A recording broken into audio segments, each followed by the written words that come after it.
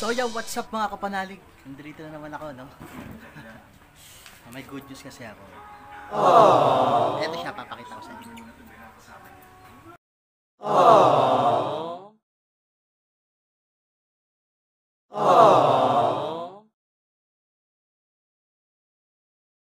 So yan, nakita nyo naman, no? Kung paano dumadami yung viewers natin at saka yung subscribers natin sa YouTube. Kasi dahil yan sa kagagawan nyo, like, share nyo ng videos na pinopost ko sa Facebook. Yan ang nangyayari. Nangingay na naman no? So, ganun lang, continuous lang sa pag-like and share, no? At malapit na tayo sa tagumpay. So, ngayon medyo quarantine pa, kaya ako lang muna yung gumaganap, no? Pero pag tapos ng quarantine, no? May mga kakilala akong mga galing na aktor, no? Inimbitahan ko sila, no? Mga nanalo ang Urian Awards yun. Inimbitahan ko sila para masama natin, no?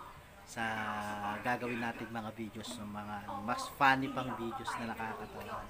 So, keep up the good work, guys, no? Maganda yung pinapakita yung performance. Yung 150 at saka yung benefits, ibibigay ko yan. Relax lang kayo. Huwag kayong mag-attitude, no? Continuous lang, malapit na, no? Hindi ko po kayang ubusin yung pera ni YouTube.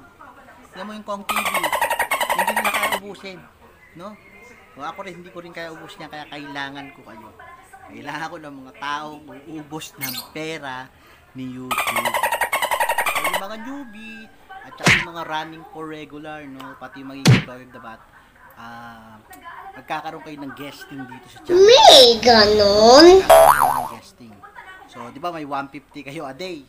So, 150 a day, pag nag-guest ka, pag gines kita, add 50 yun. So, tapos, may choices ka kung saan kakakain. Kung Jollibee, McDo, KFC. Yun. So, yun ang pinaka-privilege mo pag nag-guest ka sa akin. Okay? Kaya galingan nyo ang pag-like and share, guys. Mega shoutout muna kay Mine Sanchez ng Middle East, kay Chris Hardin ng Batasan. Sino pa ba? Sila Mark Basa, Joan Tagumasi. Mega shoutout sa inyo. Alan Bernal, nagsiselos na, hindi ko daw sila shoutout. No? May-ari ng jowa ko. At saka si Rocky Basar, Frederick Basar, at yung buong pamilya ko, no? Hindi ko magagawa to kundi dahil sa dahil sa pagmamahal niyo sa akin at saka sa panonood at pag-like share ng videos ko. Kaya maraming salamat Continuing natin, guys. Malapit na tayo sa katotohanan. Okay? Saka syempre, munti ko na makalimutan. Gaisano Gold.